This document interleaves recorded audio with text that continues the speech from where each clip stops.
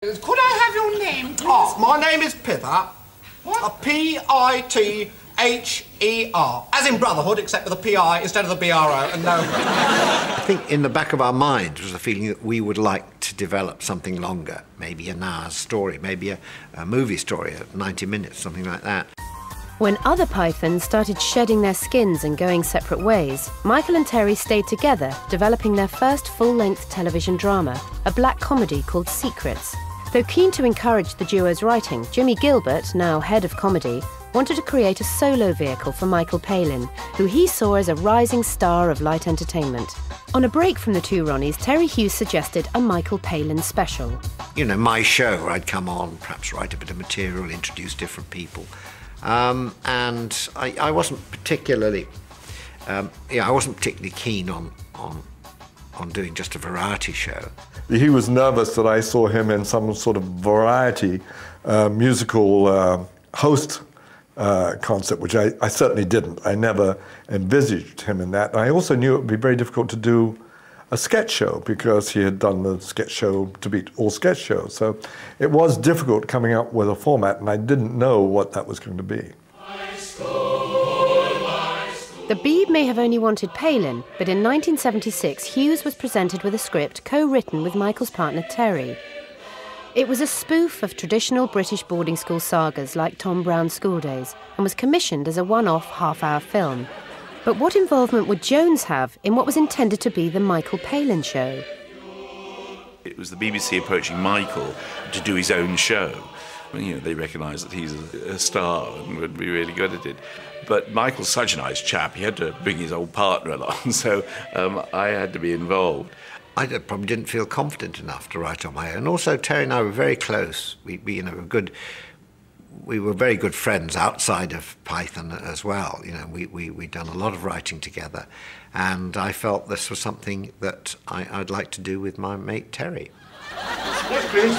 Beating the headmaster was just one of those ghastly chores which produced such depression within me. That's better. We were breaking the mold. It was not a sitcom, it was not a sketch show. So I feel very blessed that, you know, in going into this not knowing what we wanted to do, that we came up with something so original. There was also the compulsory fight with the grizzly bear, which all new boys had to go through. Mike comes up with, I mean, the whole Tompkinson's School Days was really his idea. He wrote the first sort of 5-10 minutes. I think that was a cry from the heart from his point of view, that it was actually about his school days. And there was St. Tadger's Day, when, by an old tradition, boys who had been at the school for less than 2 years were allowed to be nailed to the walls by senior people.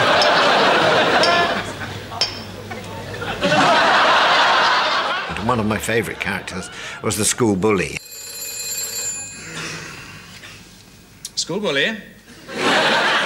And the fact that people sent their sons to this school to be bullied by him, because, you know, bullying was just sort of, that was accepted. Every school had a school bully, and this was absolutely one of the best.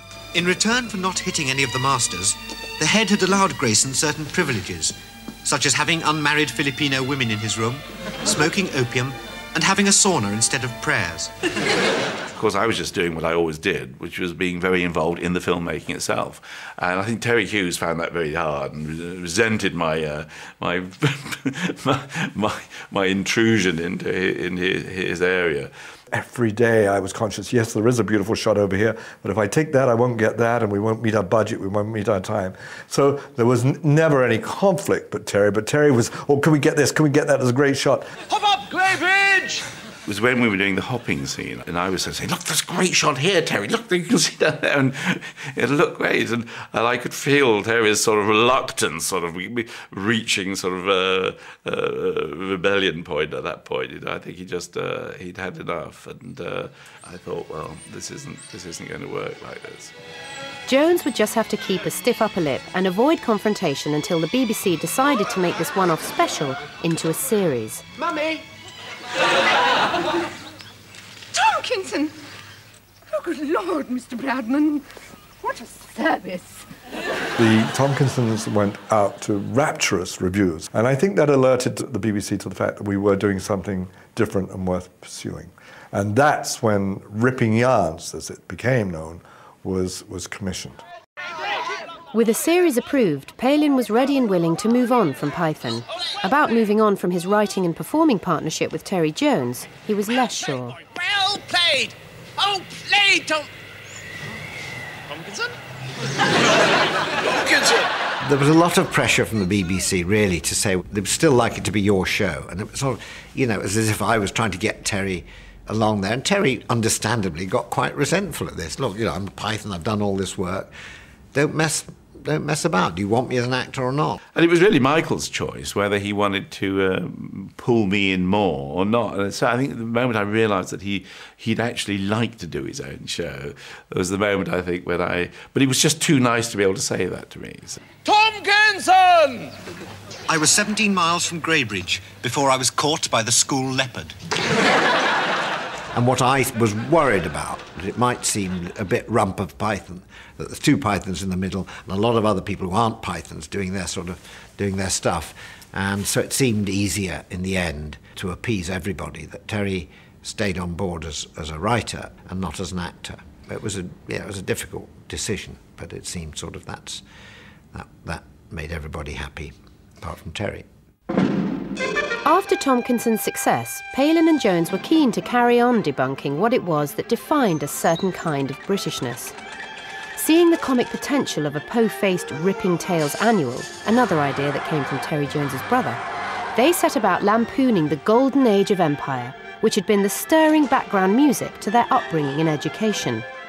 With tales of daring-do and gritty heroism, Michael and Terry parodied adventure fiction, from wartime escapes to John Buchan spy thrillers, from Bonnie and Clyde robberies to Agatha Christie murder mysteries. The idea of the yarns and the whole sort of genre of ripping yarns, they were sort of imperial stories. They were written around about that time when British institutions sort of were, well, powerful. Right, Joe, they've got one of the boxes. Shall I let them have it, sir? No, far above their heads, Sergeant Major. How about above their knees, sir? Above their heads, Sergeant Major. We don't want to lose their goodwill by killing them. As you say, sir. And that's a very important part of the dynamic of lots of these stories. It's about British certainty. It's certainty bordering on obsession. So you'll get the man who wants to go across the Andes by frog. I mean, he was one of those people who would go out there with a gritty determination to prove a point. I'd better just shoot a couple of them, sir. No. Let me talk to you. Remember, they don't speak English, sir. No, it doesn't matter, Sergeant Major. It's the attitude they respect. A sort of British arrogance, but it was kind of turning it on its head and showing that arrogance is actually very, very close to madness. And these people were actually fairly bonkers. We did not ask for schoolgirls. She says that the fat one specifically asked for schoolgirls. We merely asked you to go no further. We wanted you to stop. But there is, hopefully, in all of the stories in the yarns, there's a little kernel of truth. The first series of 6 programmes were mostly shot on film, with the high production values of a drama, unusual and expensive for a light entertainment show. Hugo, you must decide between the car or me. All right, I'll take the car. Ripping Yarns being all on film would have cost about double what a conventional situation comedy would cost. In order to make it work, we would do 3 in one financial year, 3 in the next. Spread the costs. Hugo! But it shows just how important that was to us at the time, that we were prepared to bend everything in order to get it into the schedules. We broke some ground with this show because it wasn't a sitcom in the sense of the same character, the same set, the same regular cast every week. It was an anthology series. Each episode was different from the one before. No. Up on the note. Up. Once more. They were very expensive. They were quite a bit more expensive than the average show. Terry and I both just thought that things should look good, and there was no reason why comedy should just be sort of creaking scenery and sort of the same old bed sit